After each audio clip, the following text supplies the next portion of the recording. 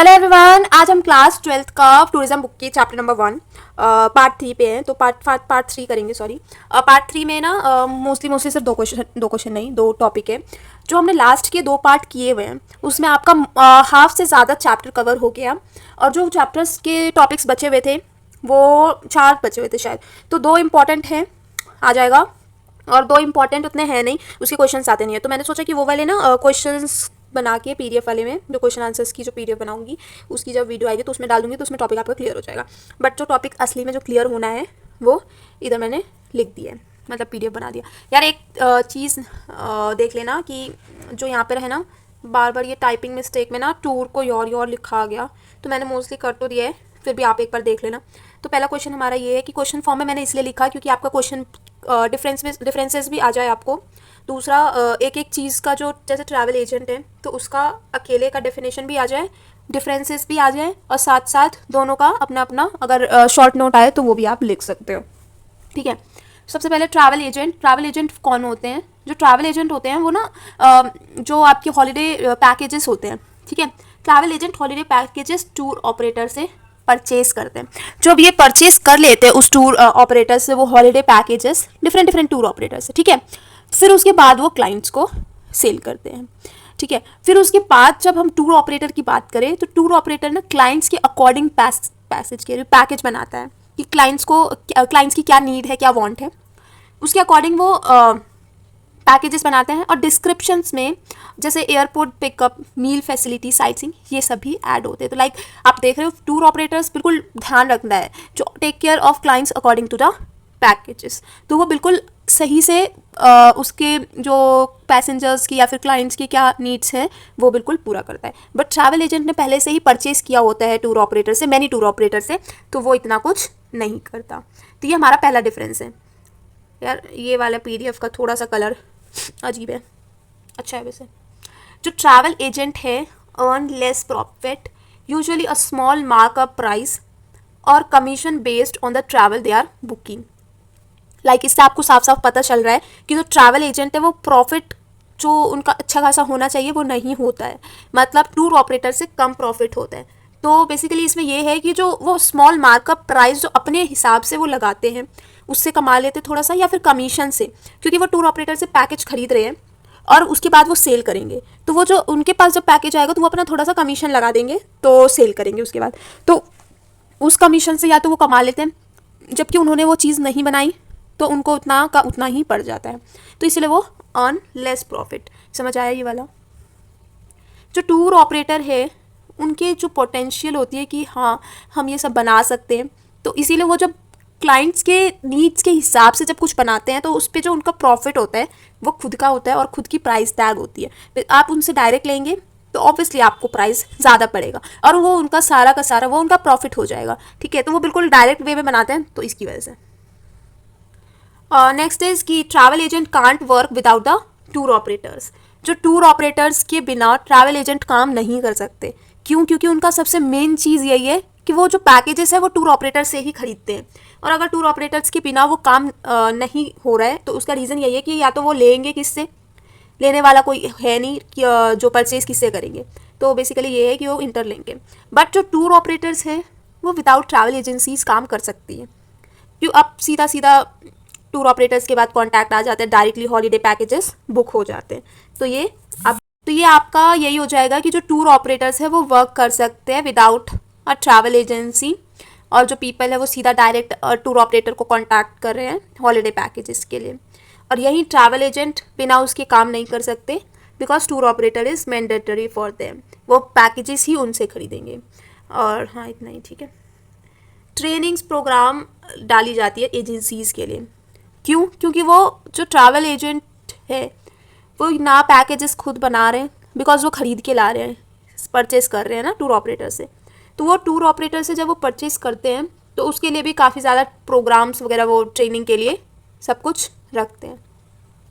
और क्या कहते हैं, जैसे स्टार्ट हो रहा है ऐसा कुछ एजेंसीज वगैरह उसके लिए। बट जो टूर ऑपरेटर है वे प्रॉपर बिजनेस मैनेजमेंट स्किल चाहिए होता है इनको। क्यों? क्योंकि जो प्रॉपर मैनेजमेंट बिजनेस स्किल्स नहीं होगा तो वो स्टार्टिंग से उसको क्रिएट कैसे करेगा। लाइक कि कोई मांग रहा है कि हमें ये पैकेज चाहिए हॉलीडे के लिए, तो वो कैसे फुलफ़िल करेगा उसकी नीड जब उसके पास स्किल ही ना हो उन सब चीज़ों के बनाने के लिए, ठीक है। तो इसमें ज़्यादा इम्पॉर्टेंट है चीज़ें।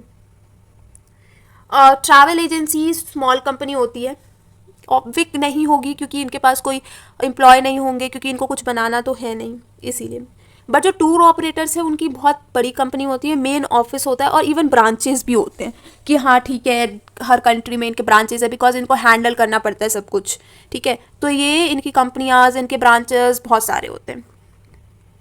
नेक्स्ट आ जाता है हमारा, यहाँ पे आप एग्जाम्पल लिख सकते हो बस, क्योंकि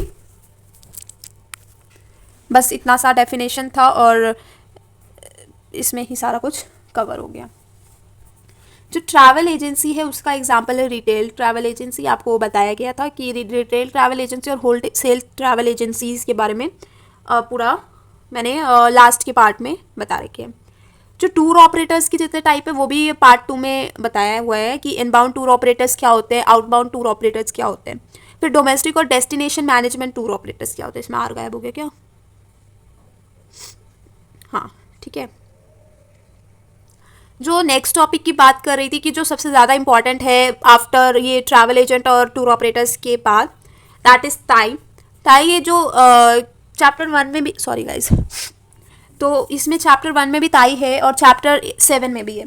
तो इसमें से ना आए तो उसमें से आएगा ही आएगा। ये क्वेश्चन इंपॉर्टेंट है, 5 मार्क्स में आता है बोर्ड में भी और स्कूल के एग्जाम्स में भी, ठीक है। सबसे पहले ताई का full form travel agent association of India. और जब मैंने पार्ट 1 कराया तो उसमें कंपनीज़ के बारे में बताया था। कंपनीज़ में ना बहुत सारी कंपनीज़ का ओरिजिन बताया था स्टार्टिंग से लेके। तो उसी में जो इंडिया की जो थी Indian company was tie, travel agent association of India. ये 1 मार्क्स में फुल फॉर्म पूछा जा सकता है। ये 1951 के आसपास इनकॉर्पोरेट हुई थी। इंडिया की प्रीमियर, लार्जेस्ट, नॉडल, ओल्डेस्ट कह सकते हो ट्रैवल एंड टूरिज्म एसोसिएशन है ये। और टाई जो है काफ़ी ज़्यादा क्लोजली वर्क करता है ministry of tourism government of India के साथ, इसीलिए मतलब ज़्यादा से ज़्यादा टूरिज्म रिलेटेड इश्यूज़ पे। एम या फिर ऑब्जेक्टिव ऑफ टाई क्या हो सकता है? यही कि इंटरेस्ट देखता है पब्लिक की ट्रैवलिंग की कि कैसा इंटरेस्ट होना चाहिए। सेकेंड थिंग कि एम इनका यही होता है कि डेवलपमेंट पे, ट्रैवल और टूरिज्म इंडस्ट्री का डेवलपमेंट पे फोकस होना चाहिए इंडिया में। इम्प्रूव करो अपना स्टैंडर्ड, जो भी सर्विस इंडस्ट्री की है स्टैंडर्ड इंक्रीज़ करने के बाद, इम्प्रूव करने के बाद काफ़ी ज़्यादा डेवलपमेंट हम देख सकते हैं, बिकॉज की क्योंकि आउट ऑफ इंडिया से जो विजिटर्स आएंगे वो अट्रैक्ट होंगे due to this improving the standard of industries. तो इसके लिए अट्रैक्शन सबसे ज़्यादा रोल प्ले करते हैं, ठीक है। Next is function of tie. Function में ये आएगा कि जो टाई क्या क्या रोल प्ले करता है या फिर उसका क्या फंक्शंस है।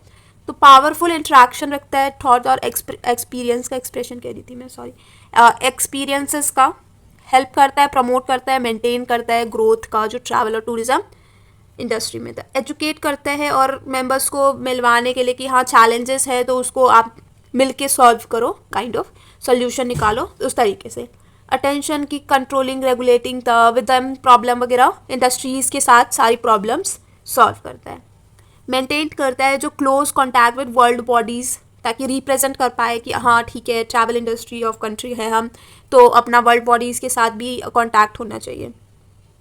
गैदर करता है यूजफुल इंफॉर्मेशन सबसे ट्रैवल और टूरिज्म के बारे में और डिस्कस करता है सेम विद इट्स मेंबर्स, खुद के मेंबर्स के साथ। सो 2 टॉपिक इतने ही थे हमारे। इसके बाद बस एक और वीडियो रह जाएगा इस वाले पार्ट का।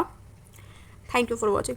लेकिन हाँ पहले मैं अपनी बात कंप्लीट कर लूँ। इसके बाद जो ये हमारा 3rd पार्ट है और जो हमारा रह गया अब क्या, चैप्टर नंबर 1 कंप्लीट हो गया और इसमें हमारा रह गया सिर्फ क्वेश्चंस एंड आंसर्स की PDF।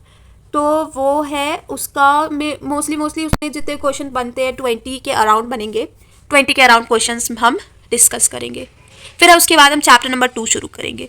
चैप्टर नंबर 2 थोड़ा सा छोटा है बट काफ़ी ज़्यादा समझने वाला है, तो वो हम पढ़ेंगे। Thank you.